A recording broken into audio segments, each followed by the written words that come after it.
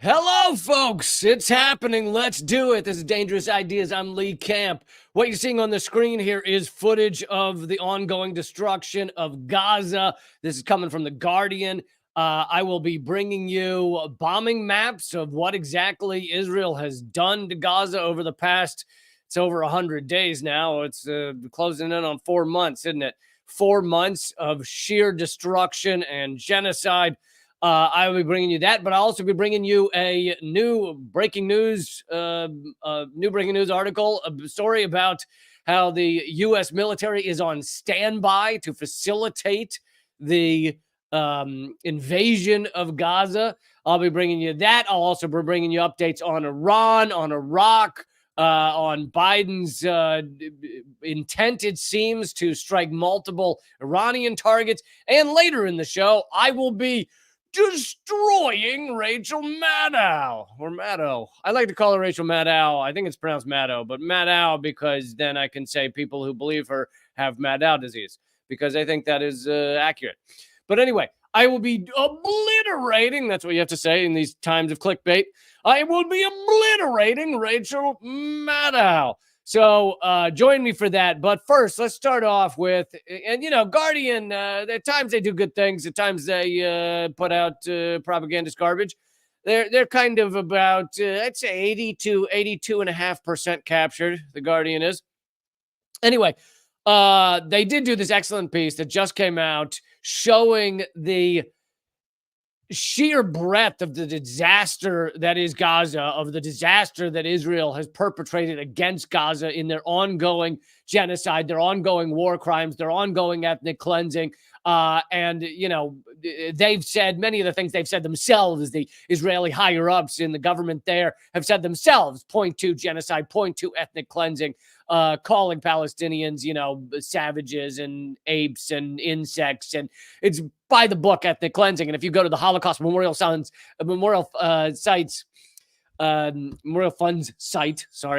and look at their definition of genocide, it is exactly everything Israel is doing to Gaza, to Palestine. So really does, they tick off every single box of perpetrating genocide.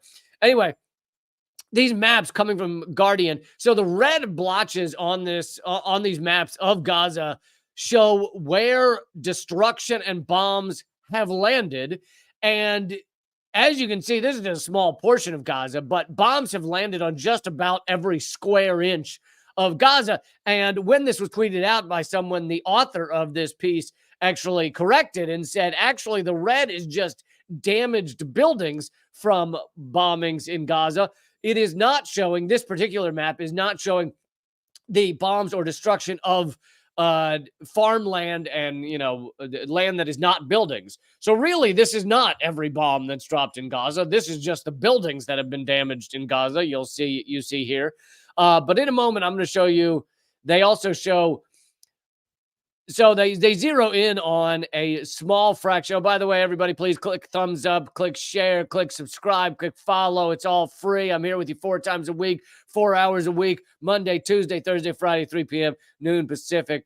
Hopefully most of you know that by now. But anyway, they zoom in on a small area, and you can look at before and after of the destruction of Gaza, and before October 7th, after, and I'll show you the before in a second. This is after, and it is kind of tough to tell, but just about everything you see that's a gray color is a destroyed building. Just about every building in sight has been destroyed or damaged in one form or another. The bombing on Gaza has been beyond what was done during the firebombing of Dresden. It's beyond in terms of sheer tonnage of explosives dropped. It's beyond 3 Hiroshima atomic bombs. It really, you lack adjectives. So here is before. And what I also find interesting is you see that all of the cropland has also been destroyed. Now, some of it, like they zero in on with this box here, some of it has been destroyed where literally bulldozers and tanks have plowed through the crops in order to destroy crops. That's what we're seeing right here. But a lot of these areas that used to be green and are now not are probably just farmland that's died because no one is tending to it and there is no water. Israel has shut off all water. So Um, so this is you can see that it's not just buildings, it's all of the cropland as well. Just about every building destroyed, just about all of the cropland utterly destroyed.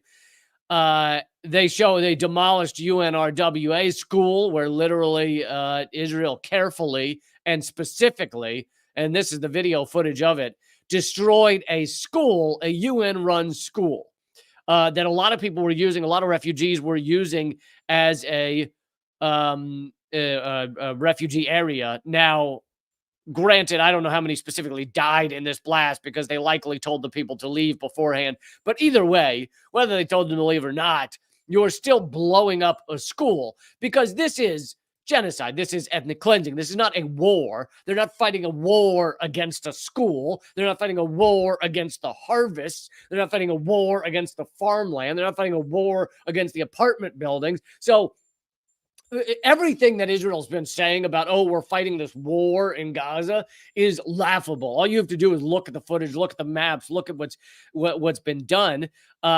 This little box here is a flattened cemetery, which I brought you coverage of that story in previous live streams about how Israel is going in and plowing through and destroying all cemeteries, knocking over all tombstones. And the goal of that is, again, ethnic cleansing. You want to erase everything. If you are a genocidal maniac who does not appreciate humanity and does not care about humans at all, then you want to erase everything that draws people back to the land, that unites them with the land spiritually and otherwise. This box shows more than 40 buildings leveled. This is whole apartment complexes leveled, destroyed hospitals. That was Balsam Hospital. This is a video of a car driving through, showing the just sheer rubble of the entire area, entire society. But then they back out, and as you can see, just about everything is covered in red. Every square inch of this map has been hit by bombs and has been damaged. I believe the estimates are over 70% of all buildings are either destroyed or damaged. They show more passive armored vehicles over farmland designed to destroy the farmland, destroyed orchards, just everything. And this again it's important because this is not, and all war is disgusting. All war is repulsive, but this is not how modern warfare is fought unless you're committing genocide. There is, like, the U.S. has crazy blood all over our hands. I mean, we're also committing this genocide with Israel as well. So, but I'm putting that aside. We have crazy blood on our hands. We have killed over 6 million people with our wars of terror over the past 25 years. But still, there's very little of what you're seeing here done by the U.S. military. I'm not saying the U.S. military is fine, but they don't go and plow farmland. They don't go and blow up schools intentionally. Now, there are obviously, considering the U.S. just rains bombs down on various areas, there are definitely times when these areas are when schools are blown up by the U.S. military. But this is aiming for schools. This is aiming for medical centers, for hospitals. I brought you footage on the last live stream of the IDF dressed up as doctors going into hospitals and murdering people in their beds. That was on Tuesday's live stream. And again, by using that example with the U.S. military, I wasn't trying to say the U.S. military is not at fault for this, is not supporting this genocide. Absolutely, they're supporting it. And I'm about to bring you more, in fact, a breaking news story on the U.S. troops on the ground, actually on standby to facilitate an invasion of Gaza. So, yeah, this is a U.S.-backed genocide in all ways. So anyway, if you want to see more of these bombing maps, they're all over at The Guardian. Really showing you every area of this incredibly densely populated Gaza Strip just obliterated by this ethnic cleansing campaign of Israel. And I think everyone should know what's being done there, should be talking about it, because there's no way to defend it any longer. I mean, there really wasn't a way to defend it about 2 days after October 7th. There wasn't a way to defend the Israeli apartheid state before October 7th. But still, those who continue to try and defend this, it really is a sad show of their lack of humanity, their lack of a moral compass. So let me now bring you that story. And remember, hang on for later, because later in this hour, I will be obliterating Rachel Maddow. So hang on for that. But I want to bring you this story of the U.S. military personnel. This is from The Intercept. Just came out yesterday or the day before. U.S. military personnel in Iraq put on standby to support ground involvement in Israel's war on Gaza. Boots on the ground near Israel have been told to be prepared to help with the invasion of Gaza. And this is a January U.S. Air Force personnel memo. So this is not October 9th. Even if it was, it would still be newsworthy. But this is a January U.S. Air Force personnel memo obtained by The Intercept, describes military orders to be on standby to forward deploy to support troops in the case of on-ground U.S. involvement in what they call the Israel-Hamas war, when in fact it's Israel's special genocide campaign. The standby order related to personnel deployed last year to Iraq. The January memo is the latest intimation of the Pentagon's preparations to support Israel in the wake of Hamas's October 7th attack. Days after the attack, the U.S. military reportedly put 2,000 troops on prepare to deploy orders for potential support to Israel, though from neighboring countries, orders that were confirmed by a procurement document obtained by The Intercept. Here's a quote from the White House national security spokesperson, who I bring you clips of John Kirby all the time. He should be highly respected. This is a man of honor, and everything I just said is bullshit. He is a liar. He is a horrific human being. And anyway, this is a quote from John Kirby. He says, there are no plans or intentions to put U.S. boots on the ground in combat in Israel. So because everything he's ever said is a lie, you should assume that quote is what's called a lie in the media biz. The White House inadvertently shared. I didn't notice this when it happened, but amazing. The White House inadvertently shared a picture of President Joe Biden in Israel posing alongside members of the secretive U.S. Special Operations Unit before quickly deleting it. In late October, the New York Times reported that American Special Operations personnel were in Israel. So apparently they've even shared images of Joe Biden posing with a special operations unit that was not supposed to be in Israel. But so the U.S. is sending people over there. They're telling their people in surrounding countries to be prepared to help Israel in the case of invasion of Gaza. As I've brought to you in previous live streams, the CIA is helping, according to the New York Times. CIA is helping Israel with the assassination of Palestinians. Also reported in the New York Times, the U.S. is helping with drone surveillance of Gaza to perpetrate this genocide. And of course, tens of thousands of bombs have been sent to Israel to perpetrate this genocide. And so all of that adds up to a good old-fashioned U.S.-backed genocide. This is a U.S.-backed genocide. This article then shifts to the fact that three U.S. soldiers were killed by, they're saying Iran backed, but as I brought to you the other day, they actually have no connection to Iran that at least the Pentagon's been able to show yet. But an Iraqi militia has killed 3 U.S. troops in Jordan. And a lot of people were like, why is the U.S. in Jordan? Well, The Intercept talks about the fact that throughout the region, the U.S. military is there ostensibly to continue to fight the Islamic State, to continue to fight ISIS. And then they point out, though ISIS was driven from its last strongholds years ago, the war, quote unquote, persists, providing a legal basis for continued U.S. military presence in Iraq and Syria and apparently Jordan. Sunday, 3 U.S. soldiers were killed by a drone attack. ISIS, however, did not launch the drone that killed the American soldiers. It was an alliance of Iraqi militias. And here is a quote from a senior militia spokesperson said, as we said before, if the U.S. keeps supporting Israel, there will be escalations. All U.S. interests in the region are legitimate targets, and we don't care about U.S. threats to respond.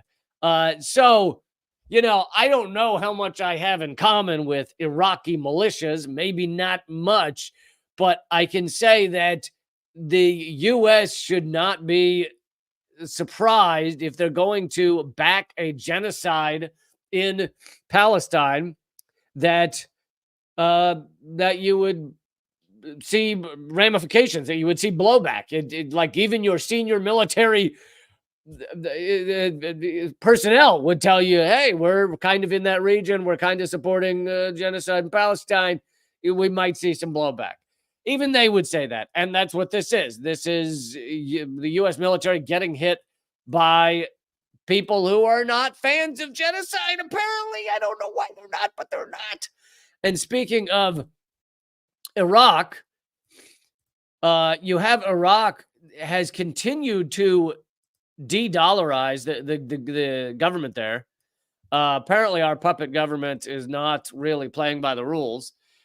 This was from back October 5th. So this is 2 days before October 7th for those of you who having trouble with numbers. Exclusive from Reuters, although I saw that multiple articles called this their exclusive, and it clearly was not exclusive. Iraq to end all dollar cash withdrawals by January 2024. So that's already passed. Central bank official says. So Iraq has de-dollarized or continues to de-dollarize, which, for those of you not familiar with my stuff, I have covered a lot how a lot of the countries that get the most severe invasions, the most severe bombs raining down, the number of bombs raining down, tend to be the countries that leave the U.S. dollar, leave the petrodollar. We're talking Iraq, Libya, Iran, but we haven't really gone to war with them yet, although I'm going to talk more about that in a second. Syria, because threatening the petrodollar is the most extreme thing you can do, the most extreme thing you can do to threaten the U.S. empire.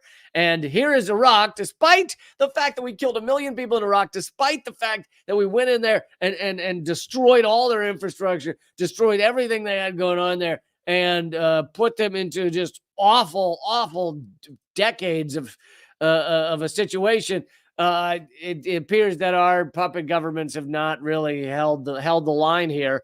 And now the Iraqi government has asked the U.S. to leave multiple times. They have de-dollarized to some extent. They now won't accept U.S. dollar withdrawals. So I guess they should be prepared to see some democracy bombs raining down any day now.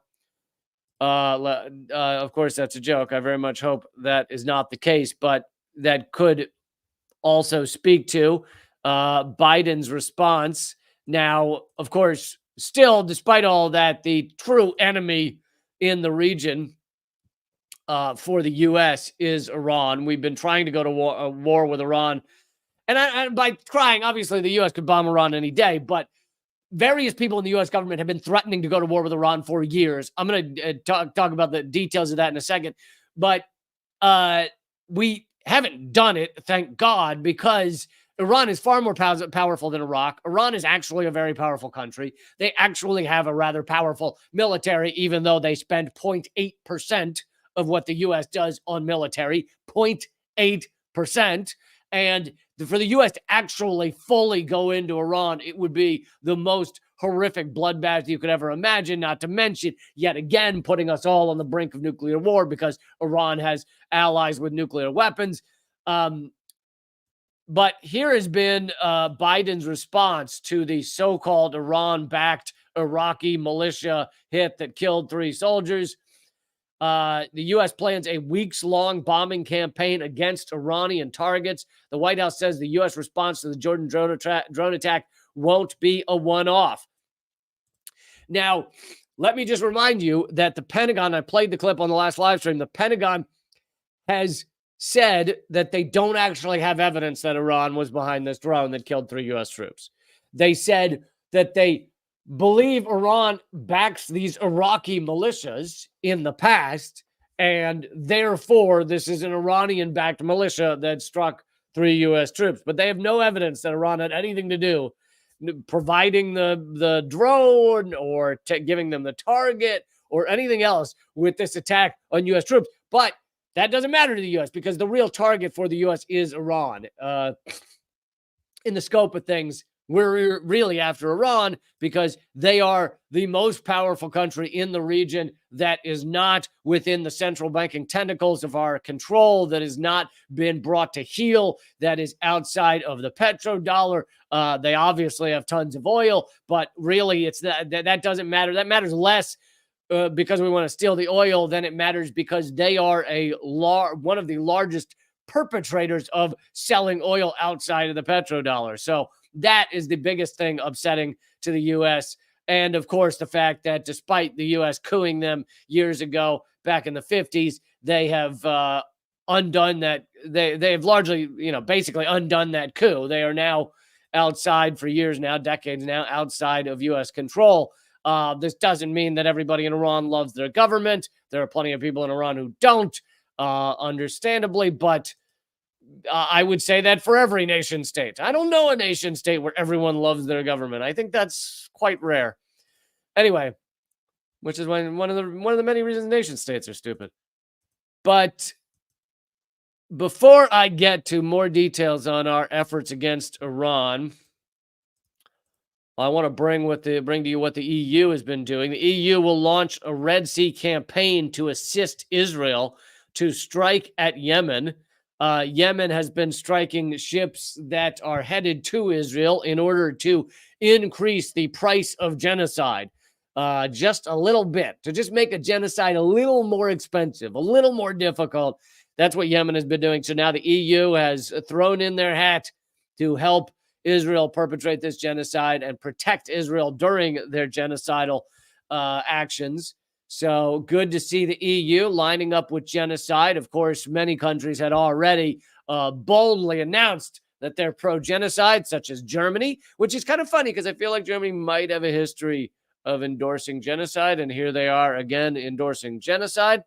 Of course, the UK, Canada, US is the biggest funder of this genocide.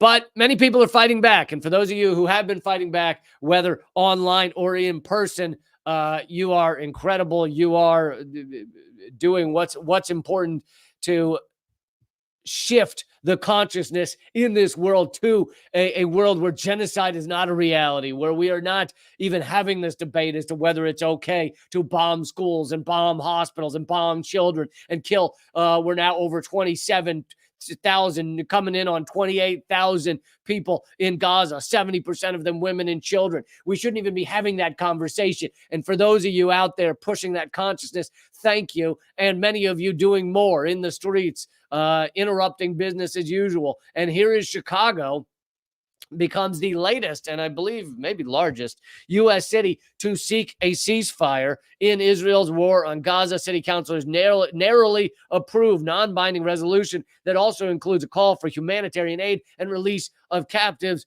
But they are saying ceasefire, as is much of America, as is most Americans are saying ceasefire now. There is no justification, no matter what happened on October 7th, for this genocide. And in a few minutes later in this live stream, I'm going to tear apart Rachel Maddow, who has said only had a scant few segments on this genocide. And of course, she doesn't call it genocide. And most of her segments have been from the Israeli point of view, which thank you for that. It's about time that the genocidal country finally got some of their talking points out there. But here's Chicago. And you know what the Wall Street Journal ran with as their headline about this same story? Chicago sides with Hamas, or votes to side with Hamas. Hilarious propaganda from the Wall Street Journal. Just straight up saying we are propaganda and we are lying, and that's what we do. Okay, let's get to the truth about the push for war with Iran which has gone on for years. This is coming from David Swanson, worldbeyondwar.org, which is a great outlet. David Swanson's been doing the anti-war work for years and years. He has a lot of books out there, does great work. The urgent need to attack Iran has been falsely advertised for 20 years. Now, a lot of this article gets into very intricate details about all the propaganda against Iran, and I highly recommend you read the whole article if you want to learn more about this ongoing decades-long effort to destroy Iran. He talks about how Iran has spent 0.8% last year or 2 years ago on military spending, 0.8% of what the U.S. spends. He also shows a map of the U.S. military installations surrounding Iran, which I'm sure it makes them feel like they're in a very peaceful world, right? If you had U.S. military installations surrounding your country. And as many people have pointed out, that's their own fault for putting their country in between all our military installations. You shouldn't have done that. When they were voting on where to put the country, why there? It's on them. By the way, everybody, please remember to share and leave a comment, leave a thumbs up. It takes 2 seconds, really does help my live stream, even though this is one of the most censored, I'm one of the most censored comedian commentators in America. You guys help a lot, and thank you to the tens of thousands that have been watching each of these episodes. You guys are amazing. For those of you who are new, thank you for being here.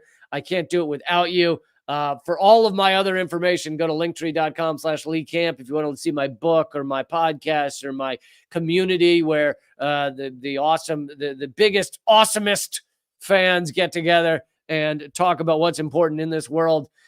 Check all that out at linktree.com/leecamp. And to everybody at Locals, hello, you guys rock. You're the best. So the U.S. overthrew Iran's democracy in 1953 and installed a brutal dictator and a weapons customer. The U.S. gave Iran nuclear energy technology, keyword energy technology, in the 1970s. Following the Iranian Revolution, the United States aided Iraq in the 1980s in attacking Iran. So the U.S. was allied with Iraq, helped them attack Iran, gave Iraq chemical weapons to attack Iran with. Then we insisted Iraq had chemical weapons later after 2001 because we no longer were allied with Iraq. They had gone outside the petrodollar. We didn't like them anymore. And so we said they have chemical weapons. Now, we thought they did partially because we gave them chemical weapons. But as many of the weapons inspectors would tell you, they had gotten rid of all their chemical weapons because they were told to, and they didn't want to be invaded. But the U.S. did it anyway. And the U.S. knew, at the time, the U.S. knew they were lying. The roots of a Washington push for a new war on Iran can be found in the 1992 Defense Planning Guidance, the 1996 paper called A Clean Break, a new strategy for securing the realm, the 2000 Rebuilding America's Defenses, and the 2001 Pentagon memo described by Wesley Clark about invading 7 countries in 5 years: Iraq, Libya, Somalia, Sudan, Lebanon, Syria, and Iran. In 2000, the CIA gave Iran nuclear bomb plans in an effort to frame it. This has been well documented. It was even reported on by James Risen at the New York Times. The CIA gave nuclear weapon information, plans to Iran in order to frame it. Jeffrey Sterling went to prison for allegedly being Risen's source. So the leaker goes to prison. You guys are familiar with that. Julian Assange, even though he's not a leaker, he's a publisher, but nobody involved in the scheme was ever punished in any way. So the CIA does horrible shit. Then the person who reveals it goes to prison. Same with CIA officer John Kiriakou. He was the only one to reveal the CIA's torture program against the Geneva Conventions. He reveals it to the press, and then he is the only one to have ever gone to prison for the CIA's torture program or anything connected to it. He was not involved in it. He just revealed it. In 2010, Tony Blair included Iran on a list of countries that he said Dick Cheney had aimed to overthrow.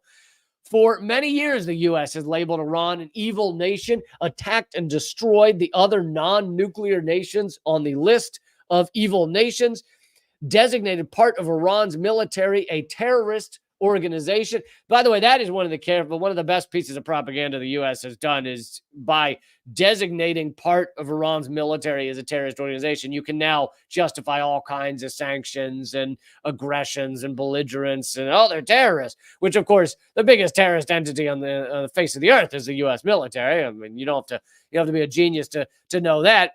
The U.S. Drops tens of thousands of bombs every single year. You know how many bombs China dropped last year? 0. You know how many bombs they dropped the year before that? 0. You know how many bombs they dropped the year before that? 0. You know how much they spend on military? A tiny fraction of what the U.S. spends. You know how many bases China has, military bases outside of China? 1. I think they might be adding another, though, so it might be 2. Meanwhile, the U.S. has 800 to 900 military bases around the world. Okay, so let's see. They falsely accused Iran of crimes, including the attacks of 9/11. They murdered, I don't know if you remember that. There was a brief period where they said Iran had committed 9/11 or worked to commit 9/11. They murdered Iranian scientists. Much of that has been Israel, but of course done with U.S. help and approval. The U.S. has funded opposition groups in Iran, including some of the U.S. That the U.S. also designates terrorists. Some of the groups that the U.S. has designated terrorist groups, the U.S. has also helped fund because they were against the current Iranian leadership. And so we were funding organizations in Iran that we considered, or at least labeled, terrorists. The U.S. flew drones over Iran, openly and illegally threatened to attack Iran, and built up military forces all around Iran's borders while imposing cruel sanctions on the country. And David Swanson didn't even mention that the U.S. assassinated with a drone bomb the top Iranian military general. And in 2007, that was under Donald Trump. In 2007, we were told that Iran needed to be attacked urgently due to false claims about nuclear weapons, which Iran, despite allowing in all the inspectors, has never been proven to have nuclear weapons. Also, there's a lot of very smart, very informed people who say that Iran has never had or worked with nuclear weapons. Sorry, I don't normally interrupt my rants for a chat question, but I always like questions about comedians. No, I did not know Bill Hicks, who was a genius. He died in 94, I believe, at the age of 32. But and I didn't start comedy until I was 18 years old in 1998. So no, I never met Bill Hicks. I am proud to say, though, that his brother, I interviewed his brother on my podcast, Steve Hicks, I believe was his first name. And I am proud to say Steve, in a separate interview, not when he was on with me, because people will, flatter you when they're speaking to you. But in a separate interview, he listed me as one of 3 comedians keeping that had the same, I believe he said, message and passion as Bill Hicks. So I'm very, very proud of that. Anyway, in 2015, Republicans urged war justified by Iran's nuclear weapons program, while Democrats successfully moved for a passage of an agreement with Iran under Obama, right? You remember that, the nuclear deal, which took many years and a lot of work to try and get some sort of deal that would stop this ongoing threats of war against Iran. But Trump pulled out of the deal. And as you recall, here's garbage liberal world. Trump pulls out of the deal. At the time, I believe, Rachel Maddow and the liberal world and all your liberal friends go, oh my God, Trump's out of his mind. He pulled out of that nuclear deal with Iran. He's just tearing up agreements. They were furious, right, at the time. Then Biden gets into office, could easily restart that process, could easily get back into an agreement with Iran, even though Iran would be like, you tear up your agreements. Why would we sign a deal with you? But still, he could have. Biden did none of that, right? Biden pushed for war. He's arguably pushed for war equal to or more than Trump. At least Biden hasn't assassinated any Iranian generals yet, but in 2015, Republicans urged war. Oh, I already did that part. The nuclear agreement. The agreement was not a treaty, though, and President Trump would later throw it out. But the damage of both sides falsely claiming that Iran had a nuclear weapons program was done. They've been claiming Iran has a nuclear weapons program for years and years and years, and it was not true. Not true. In 2017, whereas hilariously, while they've been doing all this, here's a secret. I'm going to reveal it. Oh, this is a deep, dark secret. I don't even know if I can say this on live stream. I don't know if I should do it, but I think I'm going to do it. Here's a secret. Israel has nuclear weapons. Oh, damn it. Did I let the cat out of the bag? Yes. Israel, of course, has nuclear weapons. Former government officials have said that, even though they were called traitors when they did. There's been other sources. The Pentagon, deep in some documents, even admitted Israel has nuclear weapons. Everyone knows Israel has nuclear weapons, but they don't admit it, because if they admitted it, then they would be inspected. And the U.S. and Israel making sure their nuclear weapons are not inspected. Whereas Iran, who does not have a nuclear program, it's like every 3 seconds, we need to inspect your non-existent program to see that it's non-existent. In 2017, the U.S. ambassador to the United Nations claimed that Iranian weapons had been used in a war that the U.S., Saudi Arabia, and allies were illegally and disastrously waging in Yemen. While that's a problem that should be corrected, it is hard to find a war anywhere on the planet without U.S. weapons in it. In fact, a report that made news the same day as the ambassador's claims pointed to the long-known fact that many of the weapons used by ISIS had once belonged to the United States. Okay, key point here, which also relates to our earlier stories about how the U.S. is technically in the region to fight ISIS, even though ISIS has been completely destroyed. Many of the weapons used by ISIS are American weapons. So in that way, you should say ISIS is U.S.-backed. I mean, they're using U.S. weapons. That's U.S.-backed. Okay. So why do we not call ISIS U.S.-backed ISIS? It should be. Yet every militia that the U.S. gets in a spat with is an Iranian-backed militia, right? Anything done to the U.S. in the region is Iran-backed. Iran-backed this, Iran-backed that. Anything Yemen does, they call Iran-backed. They're just yelling Iran-backed everywhere. Meanwhile, ISIS using U.S. weapons. Al-Qaeda using U.S. weapons. Al-Nusra using U.S. weapons. Many of these Al-Qaeda and Al-Qaeda offshoots were literally funded by the U.S. for a time when it was useful for us. So all of these should be called U.S.-backed. There should be U.S.-backed Al-Qaeda, U.S.-backed Taliban, U.S.-backed ISIS. Literally, years ago in the war in Afghanistan, the U.S., and this was reported by the New York Times and others, was paying the Taliban lots of money so that the Taliban would let them through the mountain roads where you basically had to use one road or you couldn't get through, paying Taliban lots of money so that the U.S. could fight the Taliban. So we'd pay the Taliban to let us through so we could fight them somewhere else. The U.S. was also paying warlords in Afghanistan to fight other warlords in Afghanistan. So all of it's U.S.-backed. The whole thing is U.S.-backed. Here's another secret. I really shouldn't reveal it. I don't. This is going to get me in big trouble for telling you this. But part of the reason the U.S. is backing all of these sides is because war is good for the U.S. All of these wars are good for the U.S. The U.S. is making money on them all. The U.S.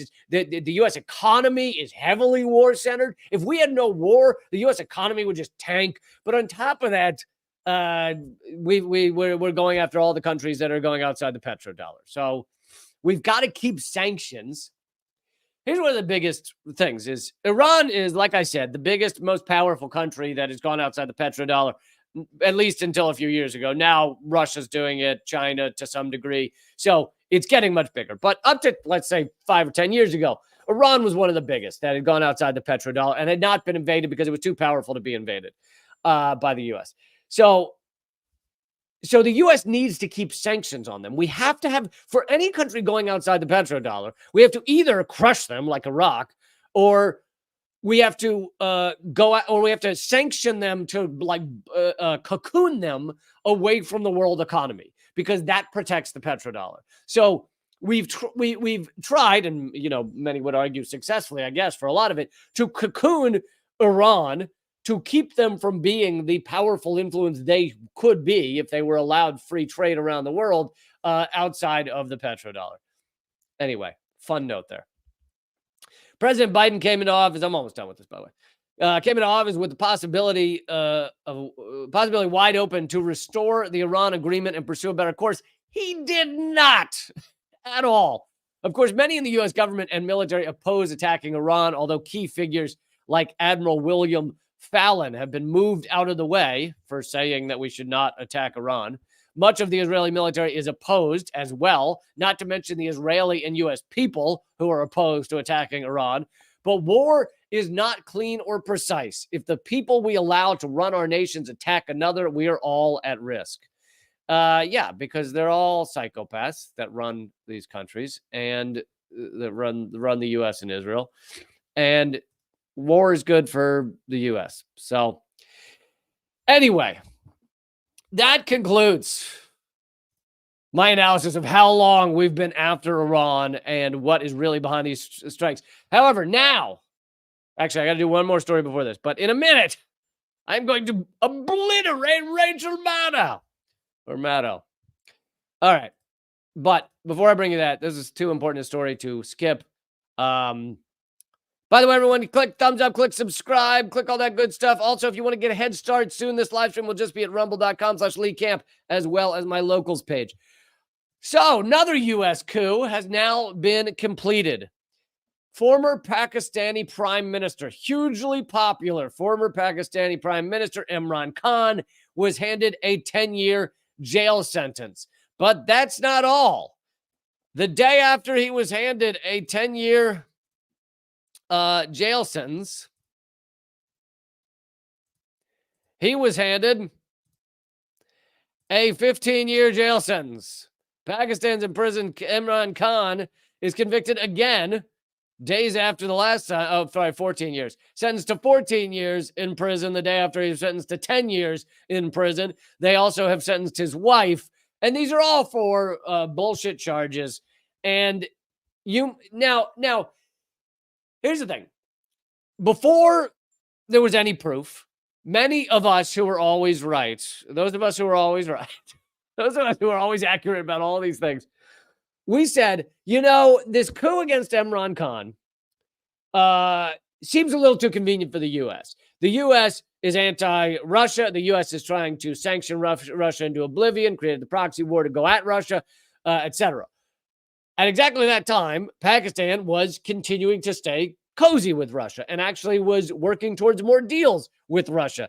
Even after the proxy war started, Pakistan did not give in to the pressure from the U.S. for sanctions against Russia. So all of a sudden, there's a coup against Imran Khan. The legislature, parliament, votes him out due to, mysterious charges that they've made up.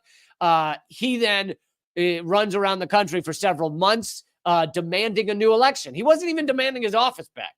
All he was demanding was a new election. He's shot once, by the way, during that time, survives it. He's demanding a new election, but they know they can't give him that because if they give him a new election, he would have won easily. He was too popular. So they have to find a way to not just take him out of office, which they had already done. They have to find a way to stop him from running. So they then arrest him. They then bring bullshit charges against him. And now he's been convicted of those charges for 10 and 14 years. And he's not allowed to run for office for at least 10 years. And you might say, and many of us who are always right about these things in your independent media, obviously not corporate media, and there are plenty of independent media people who are garbage, who are not right about everything. But for the tiny handful of us who are always right, we didn't have any proof that it was the U.S. connected to this. We just knew the U.S. is connected to this. But then, luckily, there was a leaker, and we now have the proof. Again, from The Intercept, secret Pakistan cable documents show the U.S. pressure to remove Imran Khan. I'm not going to go through all this because I actually did it in a live stream many months ago. But basically, the U.S. State Department encouraged the Pakistani government, this is secretly encouraged them to remove Imran Khan as prime minister over his neutrality on the Russian invasion of Ukraine. According to classified Pakistani government document obtained by The Intercept, the meeting between a Pakistani ambassador to the United States and two State Department officials has been the subject of intense scrutiny, controversy, and speculation in Pakistan. So we now, thanks to a whistleblower, thanks to a leaker, know and can see evidence that the U.S. went to Pakistan, U.S. officials went to Pakistan and basically said, if you don't get Imran Khan out, we're going to cut all of our quote unquote aid. We're not going to support you. You guys are royally effed if you don't get Imran Khan out. And so with that pressure, the parliament, and there probably were some bribes involved as well. But I mean, threatening to take away billions of dollars is the same as bribing. It's saying, we will give you billions of dollars if you do this. If you don't, we will take it away. So it's the same as bribing. Anyway, with that pressure, the parliament then goes and removes Imran Khan from office. So we ultimately did get the evidence proving that the U.S. was involved in this coup. And now the coup has been fully completed with Imran Khan serving at least, I guess, 14 years in prison. I don't know whether the 10 and the 14 is concurrent or what, but either way, yet again, another U.S. empire successful coup to destroy one man's life, but another country's ability to be independent, to represent themselves, to stand up against the U.S. empire. And well done, U.S. All right, good job, guys. Good job, team. Awesome. That was awesome, guys. I love what you did out there with that coup on Pakistan. High fives all around. Yeah, go get them. You go get them. That was great. In fact, you know what? Tomorrow, Casual Tuesday. Anyone, or Thursday or Friday or something. Anyone can wear what they want tomorrow for a good coup. For a coup well done. Okay, time to obliterate Rachel Maddow. That will be at rumble.com/leecamp. I'll put the link in the chat so that you can't even complain that I didn't. How about here it is. The link's in the chat. Join me over there. Free to come watch over there. If you're watching on Locals, everything stays the same. If you're watching on Rumble, everything stays the same. Just join me over there. Please when you get over there, please click follow, click the bell icon. If you're watching on YouTube and you haven't left yet, make sure you click the bell icon next to subscribe, but you have to choose which bell you picked. Make sure you pick all so you hear about all my videos. But since I'm so suppressed, it would be best if you just schedule me into your day. Just 3 p.m. Eastern, noon Pacific, 4 days a week. You can also watch it anytime after. My live streams don't disappear, so you can watch them after it's over, or at least they don't disappear for several days. So you can watch them after it's over. So join me Monday, Tuesday, Thursday, Friday, 3 p.m. Eastern, noon Pacific. All right, let's obliterate Rachel Maddow.